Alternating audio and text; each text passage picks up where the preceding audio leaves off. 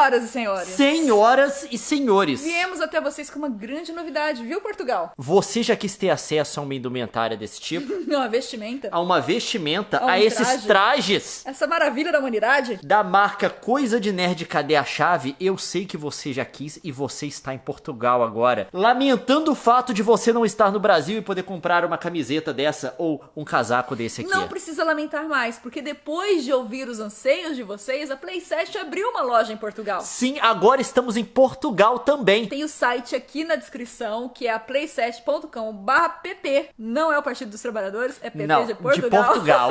Por onde você pode comprar a sua camiseta. Agora a gente tem uma loja e também a gente reinaugurou a loja brasileira. Então clica aí do Brasil, você também no link que tá na descrição, pra ver o site novo. E aí você pode comprar todas essas vestimentas maravilhosas aqui que você já viu, tá? E tem uma caneca também. E tem uma caneca agora também. Infelizmente a caneca é só pro Brasil, não tem aí em Portugal. Em breve a caneca Em pra breve. Portugal. Mas é o Não sei seguinte, se em breve eu não posso fazer essa promessa. Play7, vocês contem pra eles. mas pra você que tá em outros países do mundo que não são Portugal e Brasil, em breve vai chegar aí pra você também, porque a gente vai usar Portugal como base pra poder lançar produtos pra outros países do mundo, porque é mais barato do que mandar do Brasil. Mas agora tem em Portugal, tem no Brasil e em breve no mundo inteiro. Mas não é só essa marca maravilhosa de roupas que nós queremos recomendar. Não! Hoje a gente quer fazer uma experiência aqui no canal, que é compartilhar com vocês leituras que nos são importantes, que fizemos e que nós achamos que vale a pena você fazer também. Esse é o Clube do Livro Cadê a Chave? Eu não sei, eu nunca participei de um E clube na do primeira livro. edição... Então deixa eu aqui. Eu não sei muito bem como é que funcionam clubes de livro, mas a gente vai criar o nosso modelo aqui. Nós temos 1984 de George Orwell. Orwell, que é um livro muito importante e muito relevante para os tempos atuais. Pra você ter uma ideia, aqui no Canadá, ele faz parte de uma trilogia de livros que são imprescindíveis, que todo canadense tem que ler. É o Dom Casmurro do canadense.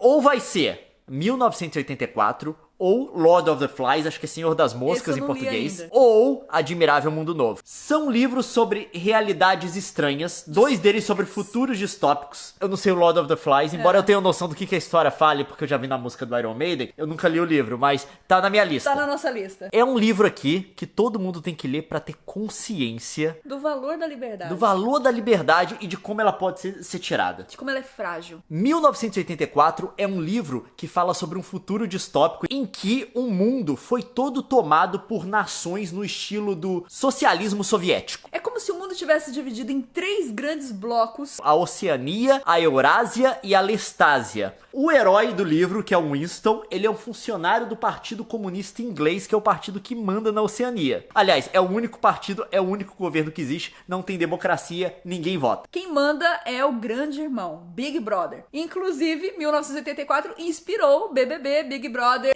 Se você assiste o Big Brother na Globo, o nome se deve a esse livro. E sai exatamente desse livro. E a vida de todo mundo é monitorada. As pessoas têm nas casas delas um negócio que eles chamam de teletela, que transmite propaganda política do partido o dia inteiro, você não pode desligar, mas ela também te monitora. Tem microfone e câmera para você receber a propaganda do partido, mas também ser monitorado 24 horas. O partido sabe de tudo que você fala, de tudo que você faz. Um dos maiores temores da galera é soltar alguma coisa contra o partido no sonho, de falar dormindo e tipo assim, a teletela pegar ele falando dormindo, descobrir que ele tem esses tipos de pensamento. Por essa teletela que entra a propaganda do governo e é assim 24 horas por dia. Na descrição do livro ele chega cansado em casa e ele não pode desligar a teletela. Essa propaganda e esse controle da informação é tão crucial para o partido que eles têm um departamento que é o departamento de controle da verdade, onde o nosso herói, o Winston, trabalha. E o papel do Winston lá é simplesmente mudar o passado. O passado não é um ponto fixo, um dado fixo em 1984. Ele muda de acordo com os interesses do partido. Se saiu uma notícia no início do ano dizendo que a meta de produção de calçados era X, e aí chegou o final do ano e o partido não alcançou esse X, em vez de fazer olha, a gente não alcançou a meta por conta disso, o que eles fazem? Eles reescrevem as matérias do início do ano, dizendo que a meta era menor. E aí eles voltam a falar, olha, superamos a meta, porque a meta era menor. O grande irmão não erra. Então toda notícia é feita pra fortalecer essa imagem, essa propaganda de que ele é infalível. E assim as pessoas não questionam o grande irmão. E o partido cultiva um conceito que é muito interessante, principalmente entre as pessoas que são membros do partido. Esse conceito se chama de duplo pensamento. Para a pessoa poder incorporar toda essa coisa de mudança da história, essa coisa de ter que condicionar o pensamento dela, a lembrança dela com o que o partido quer que ela pense, que ela lembre, ela tem que ser capaz de conjugar ao mesmo tempo, assim, dois pensamentos contraditórios na cabeça. O Winston trabalha no Departamento da Verdade. Ele muda a história, muda os registros históricos de acordo com a demanda do núcleo do partido, que é a galera do alto. Chega um pedido pra ele assim: entre nesse registro histórico aqui dessa revista, desse jornal de não sei o que, e mude esse dado. A gente não bateu a meta pra determinada coisa, mas a gente vai simplesmente diminuir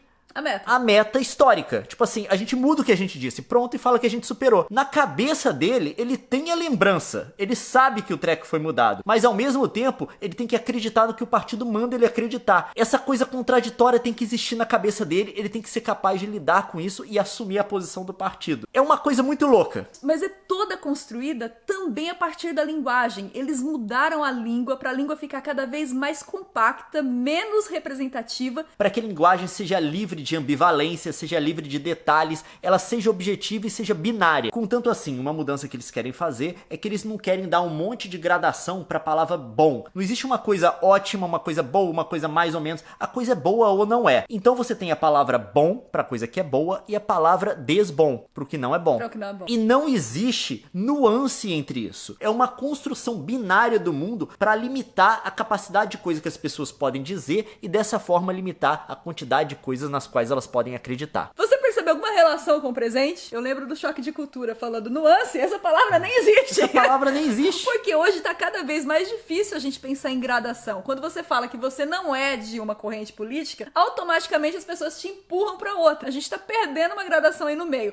E isso é muito louco, porque esse livro foi escrito num contexto totalmente diferente do nosso. Esse livro é do pós-guerra. Por conta das nações desse livro serem nações no modelo soviético, esse livro é principalmente uma crítica à União Soviética e coisa do tipo. As pessoas pensam que esse é um livro de crítica ao socialismo ou de crítica ao esquerdismo, ou coisa do tipo assim. Só que é muito mais complexo que isso, porque o George Orwell viveu num mundo distinto do nosso. Esse livro foi forjado pelo mundo do entreguerras e da Segunda Guerra também. Não era um mundo dividido entre esquerda e direita. Não era um mundo da Guerra Fria ou o mundo que a gente tenta construir hoje. Só pra vocês terem uma ideia, o George Orwell era um social-democrata. Tem até um texto dele falando que tudo que ele faz é em nome da social-democracia. A crítica dele desse conceito soviético de país meio que parte de uma posição de esquerda dele. Mas é muito além disso. O mundo no qual George Orwell cresceu, que foi o mundo do entreguerras, entre a Primeira e Segunda Guerra Mundial, foi um mundo bem atípico, bem diferente do que a gente tem hoje. Hoje, pelo menos no Ocidente, a gente tem meio que um consenso de que a democracia é o caminho. Mas no entreguerras, a democracia era uma experiência ainda. Ela não era um consenso. Países eram monárquicos até bem pouco tempo. Então, mais do que uma definição como esquerda-direita, como conservadores e liberais sociais, ou liberais econômicos e nacionalistas econômicos e coisa do tipo, se tinha grupos que eram a favor da democracia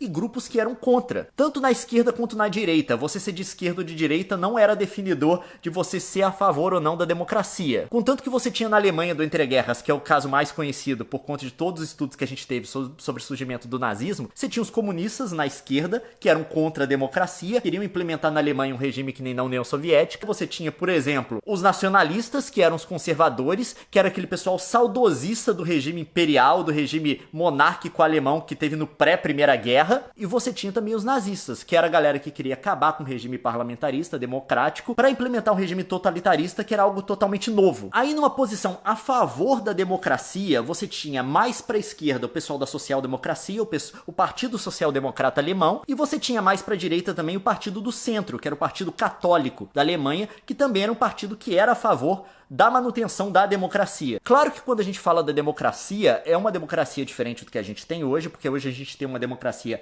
liberal universal, que era um conceito que estava se formando na época ainda. Então esses partidos, mesmo democráticos, quando chegavam ao poder, abusavam de um monte de prerrogativa legal, constitucional, para poder, tipo assim, zoar com os outros. Acontecia, mas em geral eles eram a favor da manutenção do sistema. Pelo menos no núcleo central dele, eles queriam que o sistema democrático funcionasse. Então foi nesse mundo que o George Orwell cresceu. cresceu. Quando ele fala que ele é social-democrata, você tem que pensar no social-democrata do estilo dos sociais-democratas da Alemanha no entreguerras. Tem um pôster de 1931 que eles fizeram para a eleição que ia acontecer em 1932, que era uma propaganda política que mostrava os sociais-democratas de um lado segurando os comunistas e do outro lado segurando os fascistas. Isso é muito simbólico, porque na verdade é uma posição de defesa da democracia contra o autoritarismo. Contra esses extremismos que estavam surgindo na Alemanha. Quando ele diz que ele é social-democrata, a gente não pode pensar em termos do social-democrata moderno. Não tipo é assim, um tucano.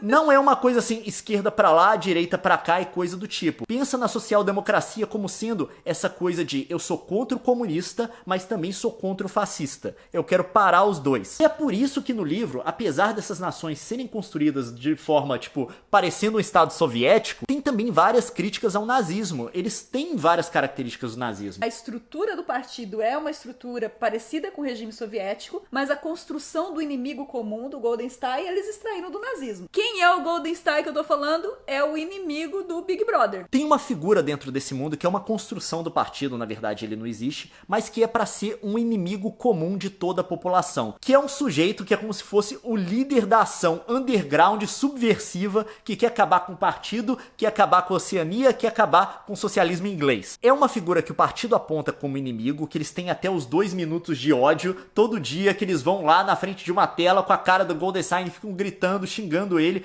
Tem até a Semana do Ódio, que é uma comemoração anual para poder odiar o Goldstein. E eles criam todo um mito sobre como funciona essa ação subversiva, que eles estão tentando destruir tudo e que o povo tem que ficar o tempo inteiro atento, preparado para combater essa ação subversiva. O partido criou uma ameaça que não existe, que é para direcionar o ódio das pessoas, e toda a frustração que elas sentem por estarem naquela situação é canalizada contra esse cara, que na verdade é uma invenção do próprio partido. E o nome dele é Goldstein, que é um nome judeu, que é uma referência clara ao que os nazistas fizeram com judeus no entreguerra também, na ascensão do nazismo lá na Alemanha, principalmente a partir de 33, quando Hitler é nomeado chanceler. Porque na Alemanha nazista, tudo era culpa do judeu. Pro nazista, tudo era culpa. Eles tinham um conceito chamado de o bolchevismo cultural. Eles viam tanto de coisa na sociedade alemã das quais eles não gostam, desde a arte, essa coisa da arte moderna, o Hitler odiava isso, mas também questões econômicas. Eles não gostavam do comunismo soviético, então o comunismo soviético era uma manifestação do bolchevismo cultural, mas eles também não gostavam do liberalismo econômico, então também era uma manifestação do bolchevismo cultural. Que era culpa do judeu. Na cabeça do Hitler, pelo que eles pregavam, os judeus, o liberalismo econômico, o comunismo, era tudo uma coisa só. Tudo inimigo. Era tudo uma manifestação da mesma coisa, do bolchevismo cultural. Mesmo que essas coisas fossem totalmente antagônicas. É tudo ruim. É tudo bolchevismo cultural. E isso lembra o quê? O duplo pensamento em 1984. Mesmo que as coisas sejam contraditórias, faz sentido. A sua razão, ela é submetida ao discurso do Big Brother. No período do entreguerras na Alemanha, que foi quando o nazismo surgiu, existia uma frustração muito grande das pessoas com o resultado da experiência democrática na Alemanha. Teve muito problema naquela época, porque a Alemanha teve que pagar reparação de guerra porque ela perdeu a Primeira Guerra. Isso gerou pobreza no país, porque o país tinha que pegar dinheiro e mandar para os outros países. Você teve um período de hiperinflação, você teve um período em que a França invadiu a região do Ruhr,